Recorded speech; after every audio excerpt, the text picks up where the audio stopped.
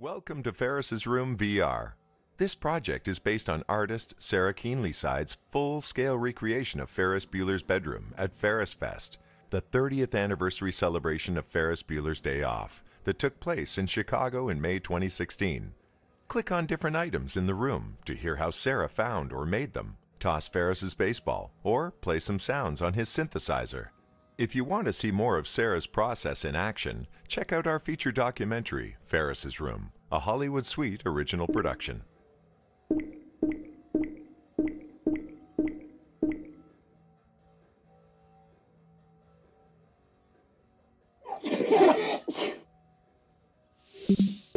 As with many of the items in Ferris's room, I realized that his stereo, much like his computer and his synthesizer, was worth a lot of money, even to this day. I sort of assumed that it was going to be some little Sony, maybe it cost me a few $100 at a vintage store, and turns out that it is a highly collectible Carver stereo system and an audio source equalizer. It's sort of a coveted equalizer because it had what the Ferris nerds would call the dancing lights. I don't know, it's a really beautiful thing, like if you're into that kind of thing. So I had to find the exact same one. That proved to be very difficult, again, because this particular equalizer was so coveted and loved because of the dancing lights. So I found one like it, I bought that, and then I found the right one and I bought another one. And that was where, you get to visually see the snores that were playing in the room to fool Ferris's parents. And so my tech wizard, Nathan Whitford of Urban Visuals, he helped me to make sure that the snores played through the equalizer so that the lights danced when the snores came up. And that was a very special element to the room.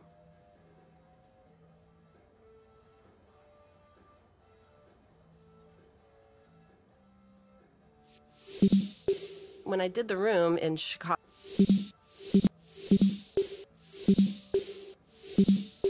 when I did the room in Chicago and when I did the room in Toronto, each had a different horse chair. And the horse chair, when I was in Toronto, was one of the last things that I hadn't found. They're a very obscure kind of furniture called wagon wheel furniture from the 1950s.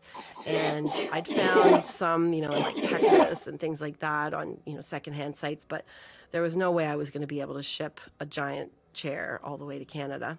Days before the event, I ended up seeing a very similar looking chair at a secondhand store. I spent a lot of time looking. There's a lot of symbolism in Ferris's room, and a lot of it is actually, it seemed to be sort of a cowboys and Indians kind of theme that runs through a lot of the items. The lamps on either side of his bed, there are these, kind of parchment lamps that have wagon wheel scenes on them. There's the wagon wheel chair. And then there's this blanket on his bed, which at first I thought was maybe like some sort of 80s fleece blanket, kind of a vaguely Navajo pattern to it. But I realized was actually a 1940s camp blanket. The pastel colors are what threw me off because they looked really 80s. Those camp blankets were all done in those kinds of faded pinks and blues, and that was very frustrating because I thought, well, then I'll find a camp blanket just like it. Well, I don't think there are two. One of the key elements of Ferris's room, as far as I was concerned, was his computer. There's an entire scene built around Ferris changing his absence days on his home computer to his school computer, which I remember as a kid being like, how on earth do you do that? I mean, the thought that you could make something happen in another computer from your own computer was a foreign idea at the time. There's a lot of symbolism in Ferris's room, and a lot of it is actually, it seemed to be sort of a cowboys and Indians kind of theme that runs through a lot. There's a lot of symbolism in Ferris's room, and a lot of it is actually, it seemed to be sort of a cowboys and Indians.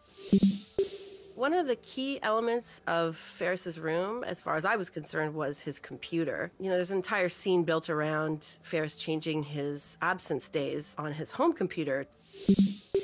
There's a lot of symbolism in Ferris's room.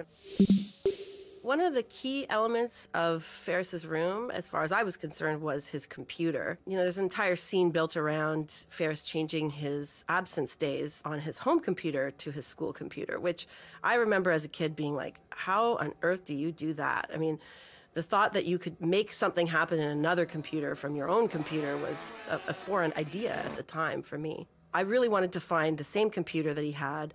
It was an IBM 5150, a very state-of-the-art computer at the time. I thought, naively that I could just buy it at a Value Village or a Salvation Army. That was wrong.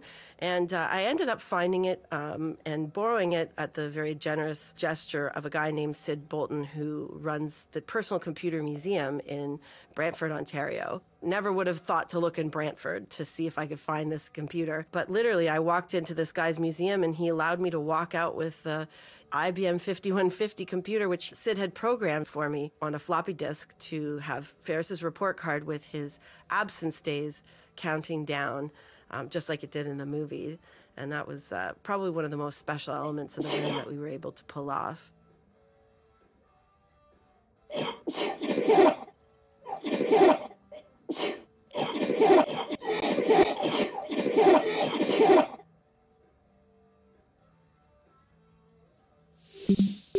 When I did the Bryan Ferry poster was one of the posters that also had existed, or at least I could find evidence of its existence. I think it came with a 7-inch from like Japan or something like that by the time that we started. So the Cabaret Voltaire poster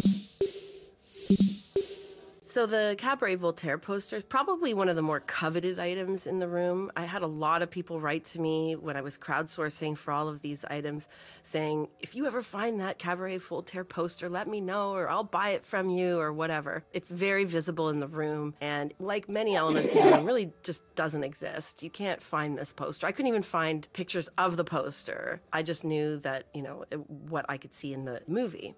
And so that poster we ended up recreating, and I had an amazing graphic designer, Natasha Leung, and I bought all the singles and albums and anything that I could find that had elements that I knew were in the poster, and she recreated them as faithfully as we could to the movie, and I think it turned out great.